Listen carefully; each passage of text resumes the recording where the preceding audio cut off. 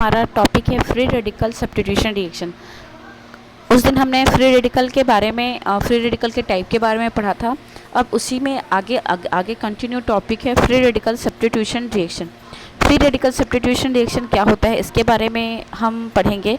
इससे पहले मैं आपको जो पढ़ा हुआ है उसको याद दिला दूं कि जब हमने फ्री रेडिकल पढ़ा था तो फ्री रेडिकल रिएक्शन पढ़ा था, तो फ्री रेडिकल रिएक्शन जो है वो 3 स्टेप में होता था। पहला है आपका फर्स्ट जो स्टेप है वो आपका होता है चेन इनिशिएशन स्टेप, जिसमें क्या होता है फ्री रेडिकल प्रोड्यूस होता है। दूसरा होता है चेन प्रोपेगेशन स्टेप, जिसमें फ्री रेडिकल दूसरे फ्री रेडिकल के साथ क्या होते हैं ऐड होते हैं। फिर तीसरा है चेन टर्मिनेशन रिएक्शन, जिसमें लास्ट में फ्री रेडिकल जो है वो आपस में कंबाइन होने लगते हैं। ठीक है, तो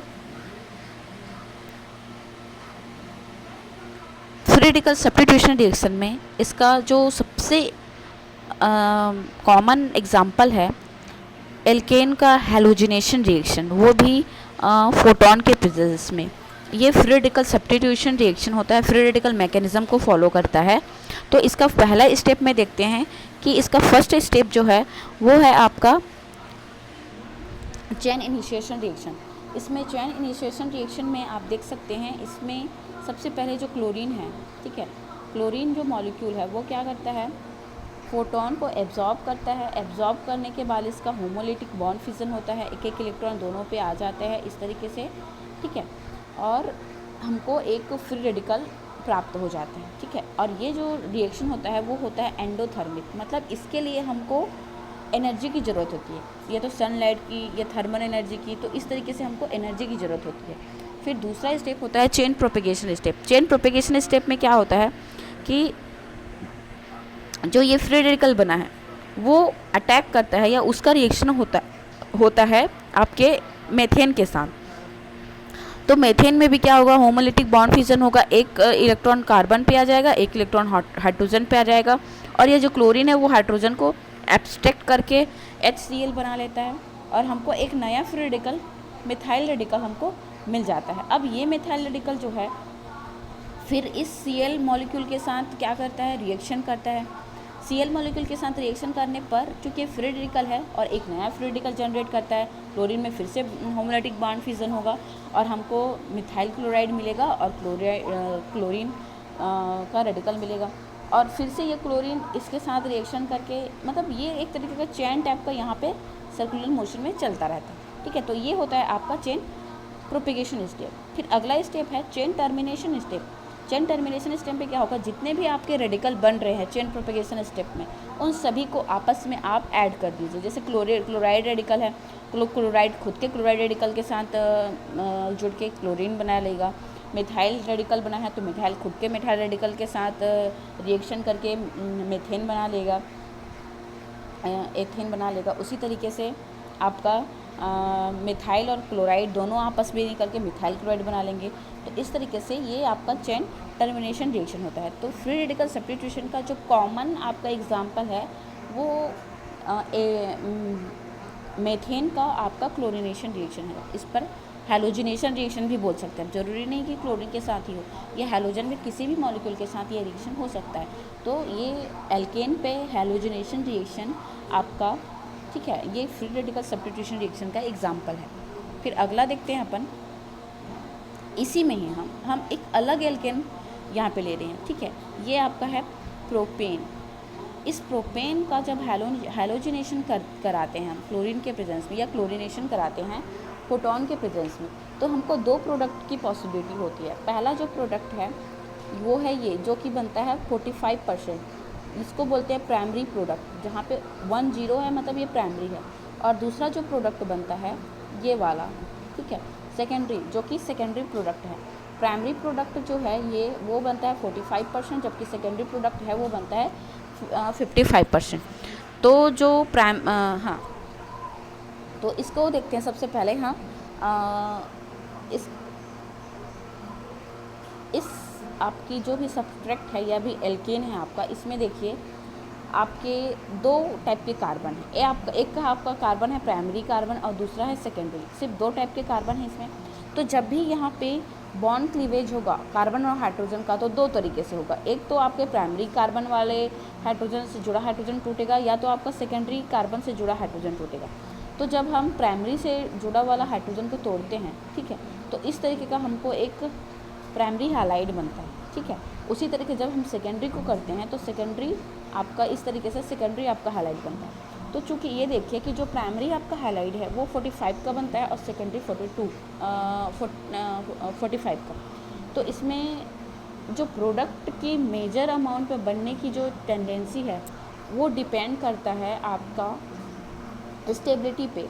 आप जानते हैं कि जो प्राइमरी फ्री रेडिकल होता है, जैसे इस तरीके का CH3 CH2 CH3 सॉरी थोड़ा सा देखिए CH3 CH2 CH2, ये आपका प्राइमरी फ्री रेडिकल हुआ, ठीक है। चूँकि प्राइमरी फ्री रेडिकल्स के कंपेयर में आप अगर यहाँ फ्री रेडिकल को मैं यहाँ डाल दूँ, इसको छोड़ के यहाँ डाल दूँ, तो ये सेकेंडरी हो गया।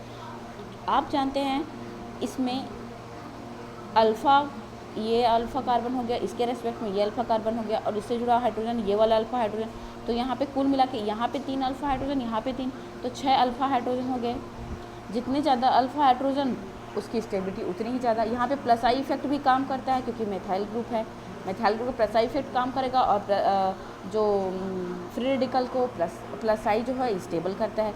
तो सेकेंडरी फ्री रेडिकल ज़्यादा स्टेबल होगा, इसलिए हमको सेकेंडरी जो आपका प्रोडक्ट बनता है वो मेजर प्रोडक्ट होगा, ज़्यादा अमाउंट में बनेगा और स्टेबल होगा, ठीक है। उसी तरीके से हम यहाँ पे देखते हैं इसी रिएक्शन का चेन प्रोपेगेशन स्टेप को देखते हैं, ठीक है। चेन प्रोपेगेशन स्टेप में क्या होगा कि पहले क्लोराइड जो है, इसी का मैकेनिज़्म है, समझिए एक तरीके से। जो क्लोराइड जो है वो टूटेगा पहले क्लोराइड रेडिकल में, फिर ये क्लोराइड रेडिकल आपके प्रोपेन पे क्या होगा के साथ रिएक्शन करेगा, ठीक है। तो अगर प्राइमरी आपके कार्बन से के साथ यहाँ पे रिएक्शन हो रहा है तो हमको इस तरीके से फ्री रेडिकल बनेगा, प्राइमरी वाला फ्री रेडिकल। अगर सेकेंडरी कार्बन से जुड़ा है तो इस तरीके से हमको सेकेंडरी रेडिकल बनेगा। अब इसके अलावा फिर आपका वही स्टेप जो इससे पहले मैंने बताया, फिर अब ये फ्री रेडिकल बना, उससे फिर क्लोरीन आयन का रिएक्शन, क्लोरीन मॉलिक्यूल का रिएक्शन होगा। क्लोरीन मॉलिक्यूल रिएक्शन करके फिर से क्लोराइड रेडिकल देगा, ये वाला, ठीक है। तो हमको यहाँ पे आपका क्या मिलेगा, क्लोराइड, और इस नीचे वाले में यहाँ पे आपका क्लोराइड आके जुड़ेगा और हमको फिर से यहाँ पे क्लोराइड रेडिकल मिल जाएगा, ऊपर में भी और नीचे में भी। तो इस तरीके से हमको मिलेगा। और आपका सेकेंडरी जो रेडिकल है वो ज़्यादा स्टेबल होता है जैसे इस पर दिया है, ठीक है। तो ये मेजर प्रोडक्ट के रूप में बनता है। फिर अगला देखते हैं, इसी में अगर हम ब्रोमिनेशन करवाते हैं, ठीक है, तो ब्रोमिनेशन करवाएंगे तो आप देख सकते हैं इसमें रिएक्शन सिर्फ क्लोरीन के जैसे ही होगा। जो आपका सेकेंडरी ब्रोमाइड जो एल्केन बना है वो ज़्यादा स्टेबल होगा प्राइमरी आपके ब्रोमाइड से, ठीक है। तो लेकिन जब इसी को हम फ्लोराइड के साथ करें तो यहाँ पे जो मेजर और माइनर का जो रेशियो वो चेंज हो जाता है। क्यों चेंज होता है ये देखिए, यहाँ पे मेजर बना है आपका प्राइमरी वाला, देख सकते हैं, और माइनर बना है आपका सेकेंडरी वाला, ठीक है। तो इसको समझने के लिए हम ये देखते हैं, आप जान रहे होंगे कि हैलोजन ग्रुप में फ्लोराइड जो है वो सबसे ज़्यादा रिएक्टिव होता है, ठीक है। मतलब वो इतना रिएक्टिव होता है कि उस पर आसानी से रिएक्शन होने की पॉसिबिलिटी बढ़ जाती है। इसको मैं एक चीज़ से समझाऊंगी इस वाले ऑर्डर से। जैसे आप देख सकते हैं ये रिएक्टिविटी का ऑर्डर है, फ्लोराइड सबसे ज़्यादा रिएक्टिव, फिर क्लोरीन, फिर ब्रोमीन, फिर आयोडीन। तो जो जितना ज़्यादा रिएक्टिव होता है उतना ही ज़्यादा लीस्ट सेलेक्टिव होता है। मतलब जिसका रिएक्शन की टेंडेंसी मतलब ज़्यादा रिएक्टिव हुआ, मतलब उसमें क्या हो जाता है कि वो उसमें सिलेक्शन का जो प्रॉब्लम है वो नहीं आता, वो डायरेक्ट सीधा एक ही प्रोडक्ट बना देता है तुरंत रिएक्शन करके, ठीक है। तो उसमें लीस्ट सेलेक्टिविटी पाई जाती है। और जो लीस्ट रिएक्टिव होता है जैसे कि आयोडीन लीस्ट रिएक्टिव हुआ तो इसमें मोर सेलेक्टिविटी पाई जाती है। मतलब उसमें 2 प्रोडक्ट बनेंगे और वो सेलेक्ट करके बनेगा, एक मेजर एक माइनर। लेकिन फ्लोरीन क्या होता है, वो तुरंत बना देता है, ठीक है।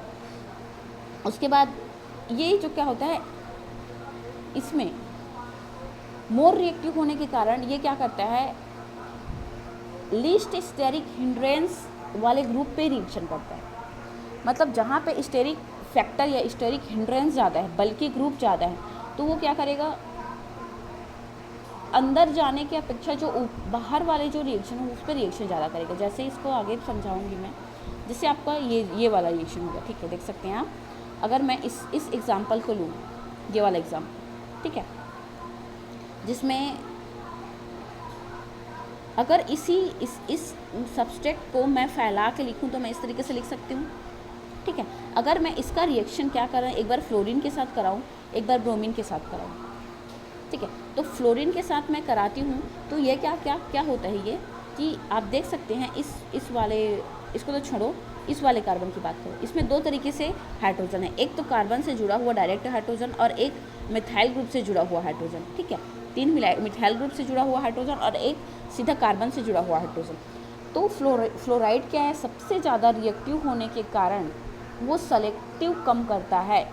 क्यों? क्योंकि आप अगर इसको मैं फैला के देखूं तो ये यहाँ पे हाइड्रोजन, यहाँ पे हाइड्रोजन, यहाँ पे हाइड्रोजन, यहाँ हाइड्रोजन, यहाँ हाइड्रोजन, यहाँ हाइड्रोजन, यहाँ हाइड्रोजन, यहाँ हाइड्रोजन, यहाँ हाइड्रोजन, और ये जो आपका CH है वो तो अंदर में चला गया ना, ठीक है। अंदर में जाने के कारण वो क्या करता है, इस बॉन्ड को तोड़ नहीं पाता है, वो जो रेडिकल बनेगा फ्लोराइड से इस वाले बॉन्ड को तोड़ नहीं, क्योंकि वो इतना बल्कि हो जाता है कि वो अंदर में रहता है और अंदर की तरफ वो घुस नहीं पाता है, क्योंकि वो लिस्ट क्या मोर रिएक्टिव होता है। जैसे जो वाला भी कार्बन से जुड़ा हाइड्रोजन दिखा वहाँ से वो क्या करता है, फ्री रेडिकल जनरेट कर देता है। तो ये प्राइमरी जो आपका ये जो प्राइमरी है, ठीक है, प्राइमरी कार्बन, यहाँ से वो क्या करता है, हाइड्रोजन को खींच लेता है। जबकि ब्रोमीन क्या करता है, ब्रोमीन इसके कंपेयर में लेस क्या होता है, रिएक्टिव होता है। इसलिए लेस रिएक्टिव होने के कारण वो क्या होता है, फट से तुरंत रिएक्शन नहीं करता, ये उसका रिएक्शन इस कार्बन से जुड़े हुए हाइड्रोजन के साथ होता है, ठीक है। और ये क्या होता है, बहुत ही ज़्यादा स्टेबल होता है इसके कंपेयर में, ठीक है। तो इस तरीके से ये हैलोजिनेशन रिएक्शन होता है। सब्स्टिट्यूशन रिएक्शन है, डिफरेंट टाइप के अलग अलग मॉलिक्यूल्स में किस तरीके के हैलोजिनेशन रिएक्शन होता है, इसको हमने यहाँ पे पढ़ा, ठीक है। आज में इतना ही पढ़ते हैं, ठीक है, आगे हम अगले टॉपिक में आएंगे, ठीक है। Thank you.